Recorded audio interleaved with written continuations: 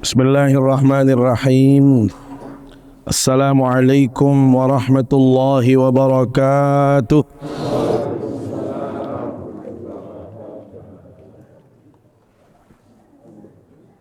Innal hamdalillah nahmaduhu wa nasta'inuhu wa nastaghfiruh wa na'udzu billahi min shururi anfusina wa min sayyiati a'malina. من يهده الله فلا مضل له ومن يضلل فلا هادي له أشهد أن لا إله إلا الله وأشهد أن محمدا عبده ورسوله اللهم صل وسلم وبارك على سيدنا محمد وعلى آله وصحبه أجمعين أما بعد. Siti yang hormati dan muliakan para alim ulama, para tuan guru, para asatidz, bil khusus Sanagdal Mukarram Dr. Tuan Guru Haji Subki, yang dia hormati para penglingsir, para sesepuh, mami-mami, bapak-bapak, yang dia hormati segenap pengurus masjid, singkatnya nini mami sanak bije jamaah laki bini yang dimuliakan Allah Subhanahu wa taala. Sila terpendengiring ngaturang puji syukur kepada Allah Subhanahu wa taala yang masih menganugerahkan kepada kita semua berbagai macam kenikmatan. Saat ini kita semua masih dalam keadaan sehat walafiat, masih mendapatkan kesempatan, mendapatkan waktu dari Allah Subhanahu wa taala untuk kita terus melakukan kebaikan, melakukan amal saleh, meningkatkan keimanan dan ketakwaan kita kepada Allah Subhanahu wa taala. Selagi kita masih hidup, Bapak Ibu, kita berpeluang untuk menambah itu. Lagu kira-kira lamun tuah mati telang sama jamaah, arah langat ya rumbu amal. Arah langat terlalu ngaji. Selapu dinara bau sid gawe sama jamaah. Kalau kita sudah meninggal dunia, kita tidak bisa mengaji, kita tidak bisa salat, kita tidak bisa berpuasa, tidak bisa melakukan kebaikan sekecil apapun. Maka disinilah pentingnya tiang pelunggum sami memanfaatkan kesempatan ini. Peluang yang Allah berikan kepada kita, kenikmatan yang kita rasakan saat ini, benar-benar kita optimalkan untuk melakukan kebaikan di sisi Allah Subhanahu wa ta'ala. Jangan sampai kita menjadi orang-orang yang mohon maaf dikatakan sebagai orang yang tidak cerdas atau orang yang bodoh. Orang yang bodoh itu Allah disebutkan di dalam hadis, al-ajiz man ittaba'a nafsahu hawah. Orang yang dikatakan bodoh itu adalah mereka yang selalu memperturutkan keinginan hawa nafsunya. Apa yang diinginkan oleh hawa nafsunya, itulah yang dia ikuti, itulah yang dia lakukan. Sehingga hawa nafsunya hanya sekedar mengumpulkan uang sebanyak-banyaknya, lupa kewajibannya di hadapan Allah, lupa salat, lupa ngaji, lupa kebaikan-kebaikan. Inilah hawa nafsu yang kita miliki dalam kehidupan ini. Maka orang-orang yang memperturutkan hawa nafsu itulah orang-orang yang bodoh dalam hidup ini. Dan yang kedua, kata Rasulullah SAW, orang yang bodoh itu adalah watamanna 'alallahil amani, orang yang hanya bisanya berandai-andai saja. Andai saja, andai begini, selalu andai-andai saja isinya. Dia tidak melakukan apapun, dia tidak berbuat sedikit pun. Dia hanya ingin kaya tetapi tidak berusaha. Dia ingin banyak pahala tetapi dia tidak melakukan kebaikan. Ini namanya orang yang berandai-andai saja dalam hidupnya.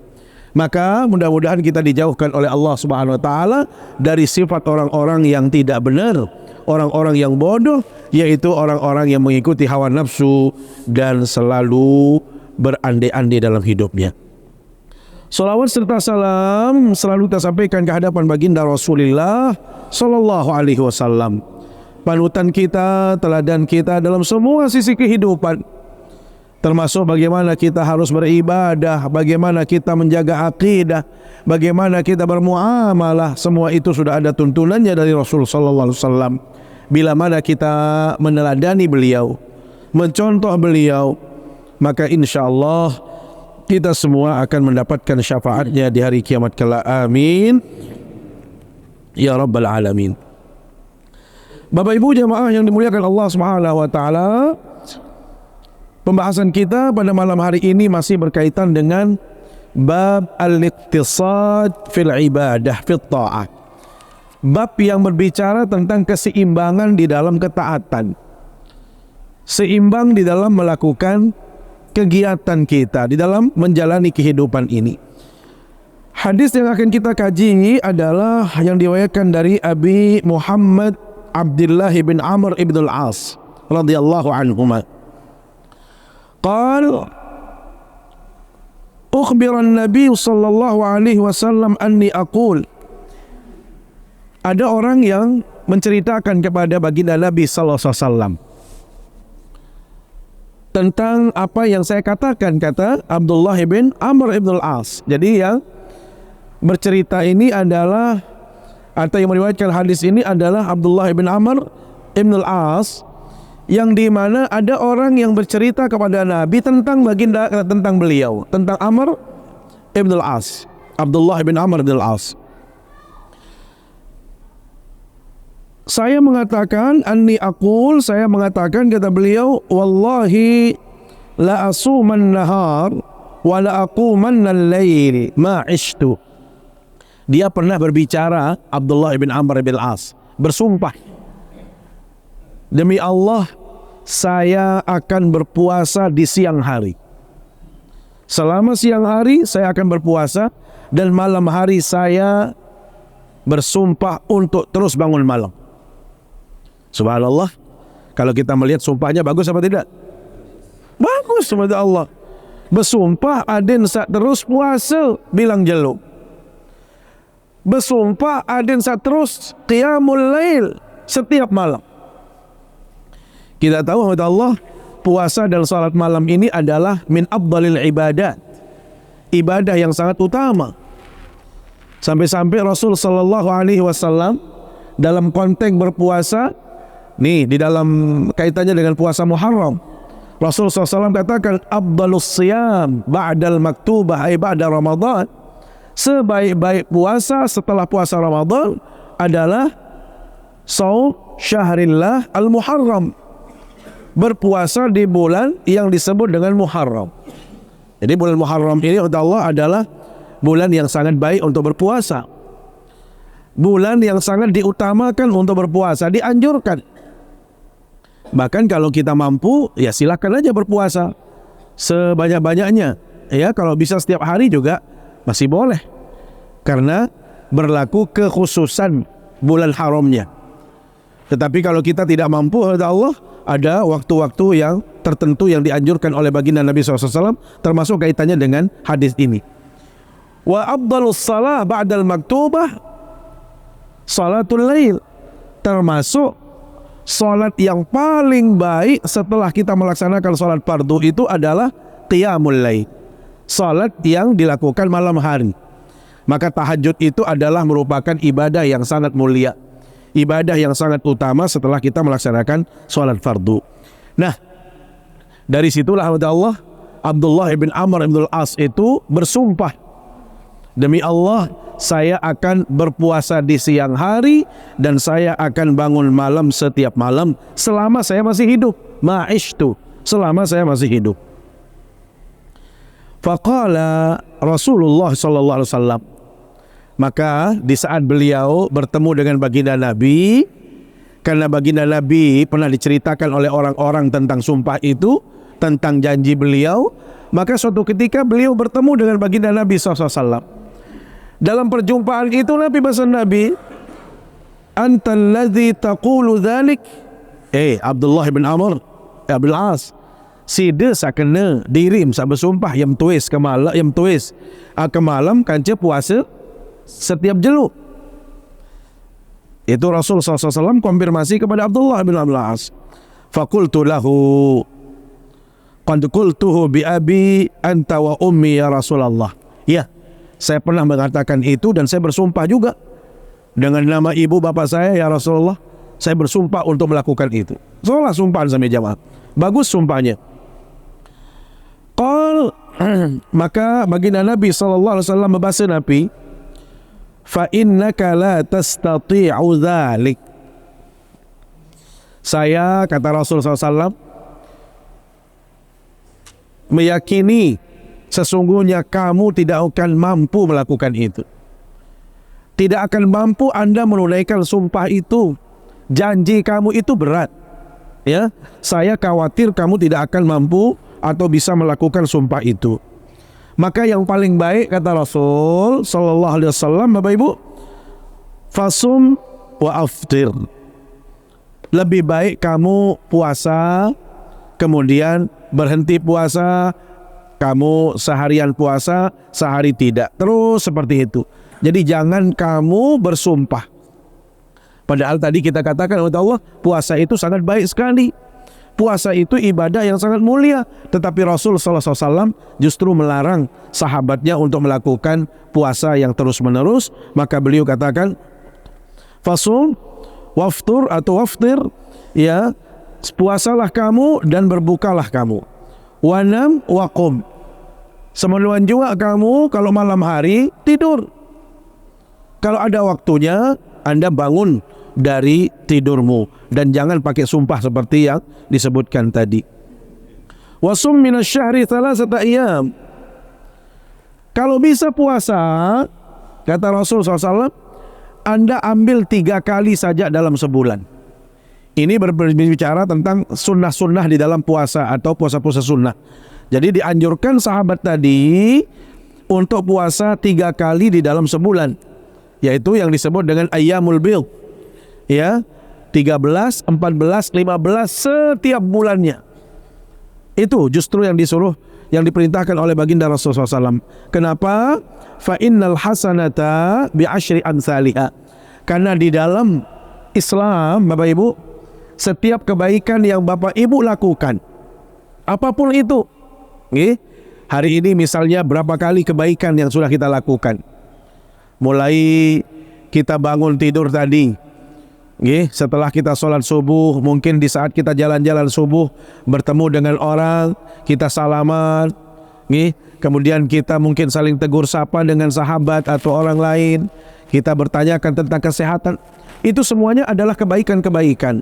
Maka ingat kata Rasulullah SAW, fa innal hasanata bi asyri amsalha. Sekali kebaikan itu dilakukan, maka akan dibalas 10 kebaikan, 10 pahala oleh Allah Subhanahu wa taala. Wa dzalika mithlu siyamid dahr. Maka hal yang sama kalau kita rutin, Bapak Ibu, berpuasa 3 kali dalam sebulan, itu sama nilai pahalanya seperti kita puasa setahun. Ya, kalau setiap bulan itu kita melakukan 3 kali. Kenapa? Karena 3 kali berarti sekali itu dapat 10. Ya kan? 10 kebaikan. Kalau 3 kali kita lakukan puasa setiap bulan, maka nilainya 30 bulan. Seperti kita berpuasa sebulan. 3 kali berpuasa sebulan sama nilainya dengan sebulan, kali setahun berarti kalau kita rutin 3 kali sebulan itu, Bapak Ibu, maka nilai pahala kita seperti puasa setahun. Lihat, itulah ganjaran pahalanya. Jadi tidak perlu kita berpuasa setiap hari, tetapi kita ambil saja misalnya 3 kali kata Rasul dalam sebulan.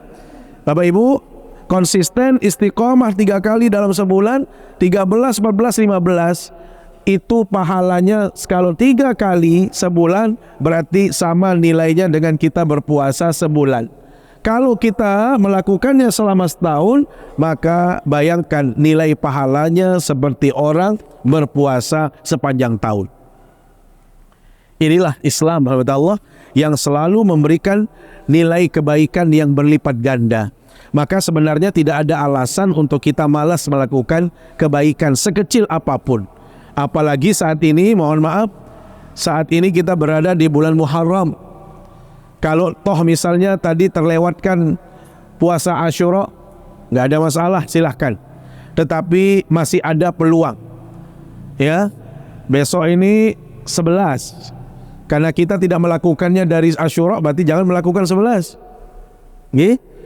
Karena kita tidak melakukannya dari Asyura.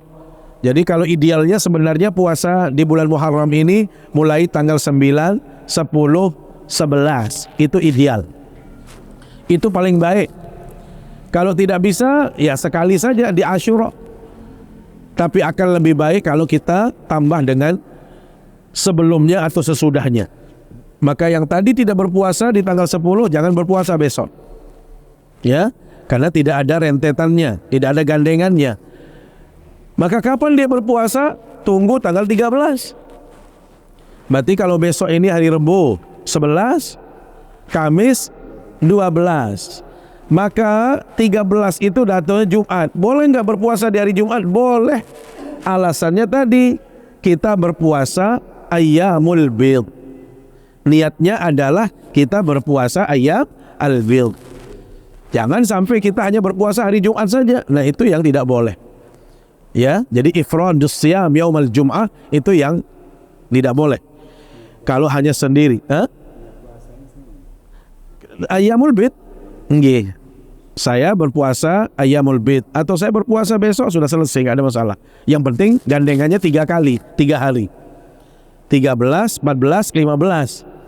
Jadi Jumat, Sabtu, Ahad dia berpuasa. Makanya kalau yang berpuasa dari tanggal 9, 10, 11 itu dia berpuasa Asyura, nggih. Besok jatuhnya itu kan. Besok itu hari Rabu. Maka dia lanjutkan ke 12 itu puasa Kamis. Ya, sunat Kamis, maka dia lanjutkan lagi 13, 14, 15, maka dia semingguan puasanya. Ya, itu yang mendapatkan semuanya. Asyuranya dapat, Senin Kamisnya dapat, kemudian dia dapat lagi ayyamul bid gitu. Hadirin yang dimuliakan Allah Subhanahu wa taala. Kemudian begitu disampaikan oleh baginda Nabi SAW tentang berpuasa yang baik kepada Abdullah bin Amr bin al-As. Kalau mau berpuasa jangan seperti itu. Jangan setiap hari berpuasa. Terus bagaimana kalau mau berpuasa, sehari berpuasa, sekarang berpuasa, besok tidak berpuasa, atau 3 kali dalam sebulan, itu sangat baik kata Rasul. Maka apa jawaban Abdullah bin Amr bin al-As? Qultu fa inni utiqu afdal min dzalika. Ya Rasul, saya itu kuat ya Rasul. Kalau hanya 3 kali sebulan itu terlalu sedikit.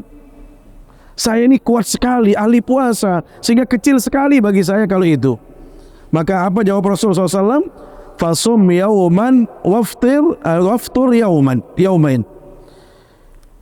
Kalau begitu kamu puasa sehari, kemudian makan atau tidak berpuasa 2 hari.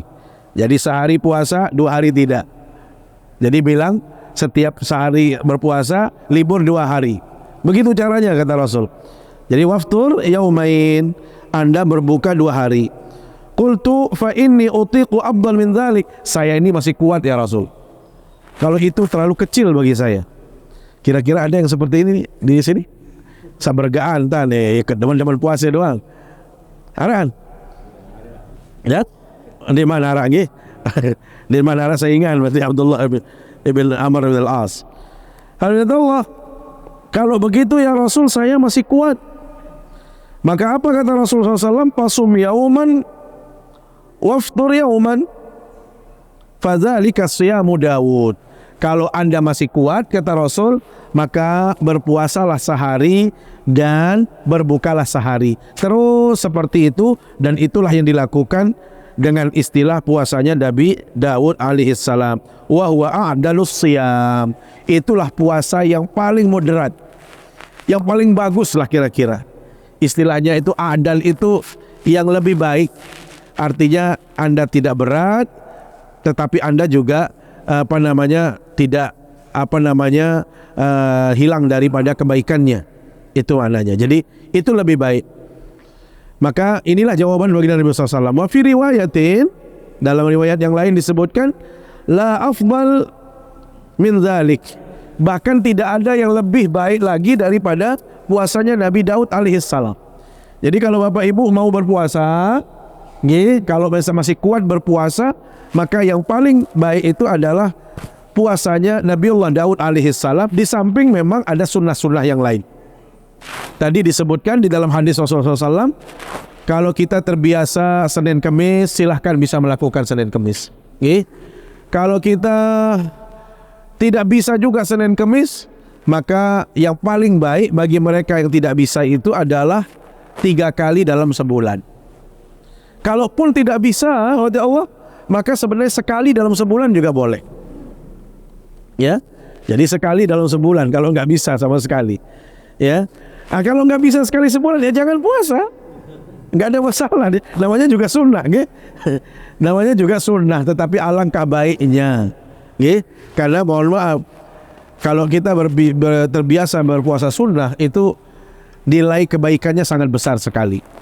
Bukan hanya dilihat dari sisi pahala Allah, tetapi dari sisi kesehatan itu memang sangat-sangat besar sekali dampak dari orang yang berpuasa. Bahkan kita tahu orang yang sakit sekalipun yang mau melakukan tindakan itu juga dianjurkan berpuasa. Jadi puasa ini sebenarnya sangat menyehatkan, sangat baik untuk dilakukan oleh siapapun. Nah, kemudian kita lanjutkan, wa fi riwayatin huwa afdhalus shiyam. Dalam riwayat yang lain disebutkan ini adalah puasa yang terbaik. Fa qultu fa inni utiqu afdal min dzalik. Tapi mohon maaf ya Rasul, saya juga masih kuat. Jadi disuruh puasa seperti Nabi Daud, orang ini masih ngeyel juga mengatakan dirinya masih kuat, masih sanggup untuk melakukan puasa. Faqala Rasulullah sallallahu alaihi wasallam la afdal min dzalik. Maka Rasul sallallahu alaihi wasallam justru mengatakan tidak ada yang lebih baik daripada itu. Jadi ini adalah pilihan yang paling moderat, paling terbaik di antara puasa-puasa dibanding mohon maaf yang pelunggum sami yang melakukan puasa dahar, puasa sepanjang masa, sepanjang hari, sepanjang tahun. Itu tidak baik. Kalau setiap hari kita berpuasa itu juga tidak baik dalam agama kita, karena nanti ada sisi-sisi yang lain yang akan terpengaruh gara-gara kita berpuasa. Ini ada lanjutan hadisnya nanti.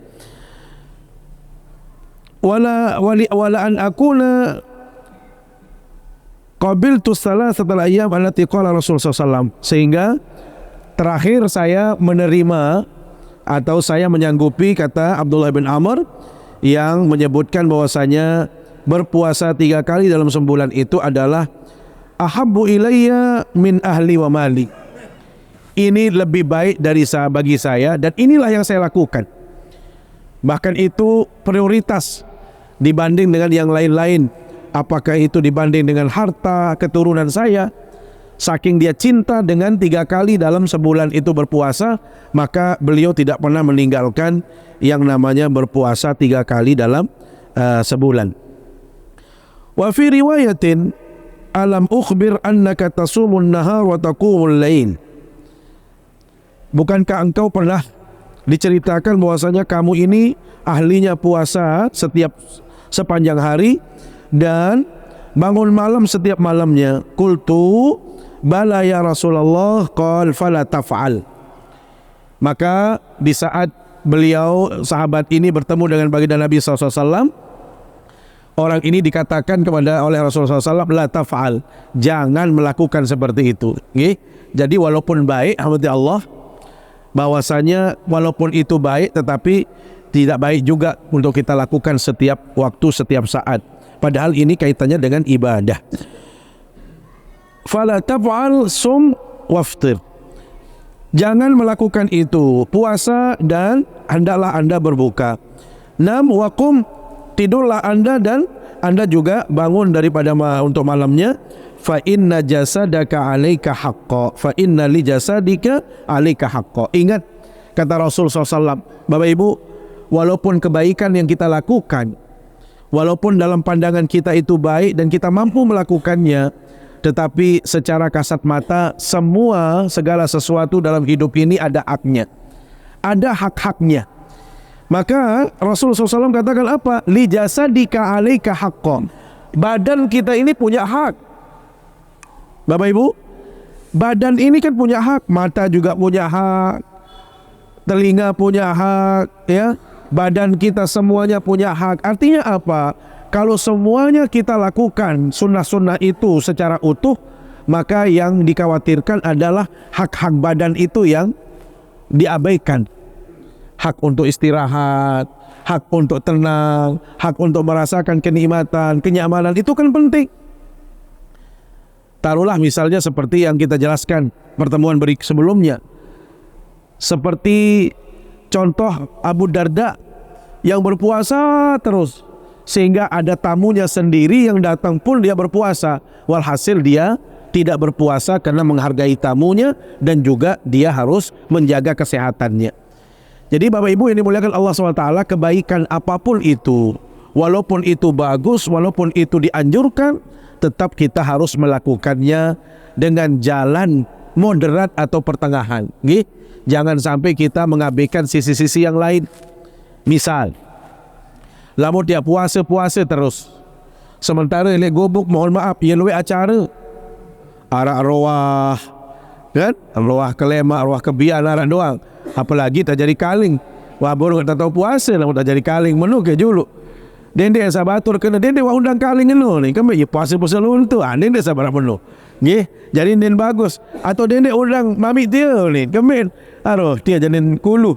Haji puasa lu tu. Nah, jangan sampai orang melabeli. Jangan sampai orang membuat nama baru dalam kehidupan kita sebagai orang yang puasa terus. Kenapa? Karena dalam kehidupan kita ini menyampaikan hak sesama muslim itu juga bagian daripada ibadah. Jadi hak-haknya sesama muslim itu, mohon maaf, kita harus saling tegur sapa, harus saling silaturahim, harus saling membantu dan lain sebagainya. Itu kan hak. Maka jangan sampai gara-gara kita beribadah menafikan hak sesama muslim. Inilah hebatnya Islam. Jadi ibadah boleh dilakukan, tetapi jangan sampai mengabaikan hak-hak sesama muslim. Maka Rasul SAW katakan, fa inna li jasadika alika haqqo, awak niki arak hak. Jadi termasuk pelunggum sami sabegawian lontu misal pelih masih bilang jelo bilang malam 24 jam masih gorok besi dong, dia sembahyang waktu ngaji, waktu sembahyang masih nah niki din bagus masih niki sepala lalu terbayar kepeng hai dia depan kepeng sila lagu dende saya ia baik di dalam waktu dia sembahyang, dalam waktu terlalu ngayun, dalam waktu terlalu ngaji isi saya ambil boyak proyek doang. Nah niki salah masih dende saniki boyak proyek ngaji doang tersilit, puasa doang tersilit, niki apa lagi terlalu ya boya materi doang, hirup dunia doang, ya pikir masih itu juga dilarang oleh agama. Maka disinilah pentingnya tiang pelunggum sami mengambil jalan yang moderat. Wa inna li'ainaika 'alaika haqqo. Semenuan jua bahasa Nabi, matamu itu, kedua matamu itu punya hak. Jadi kalau kita sekedar hanya sholat saja, berarti kan tidak ada waktunya untuk tidur dia. Dan bau yang tenduk, maka Rasulullah SAW dendek sembahyang. Kenapa? Matamu itu juga punya hak. Dia harus istirahat, harus tidur.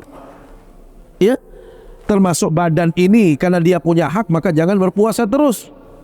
Ya, tetapi kalau mau berpuasa ambil yang jalan pertengahan. Jalan pertengahan itu adalah 3 kali dalam sebulan. Kalau bisa lebih bagus lagi Senin Kemis. Kalau bisa Anda bisa sekali, maka puasanya Nabi Daud itulah kalau bagi mereka yang benar-benar mampu berpuasa. Kemudian wa inna li zaujika 'alaika haqqo. Semenuan jua pasanganmu, istrimu, suamimu itu juga punya hak. Bapak Ibu, nggih. Dit bau masih ngaji-ngaji lonto bilang jelo. Mimpi tak pengajian batur ya milu lalu teteng kelas.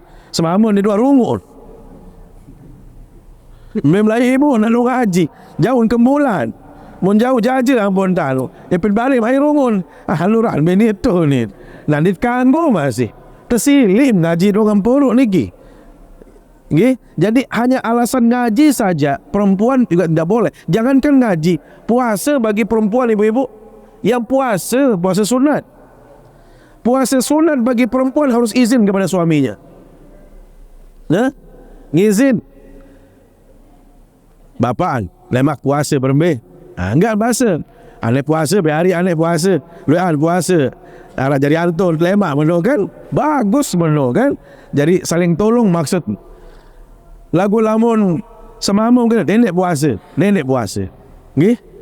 Jamaah bini arah hantar balak puasa getap. Bukan berbalak si semamung.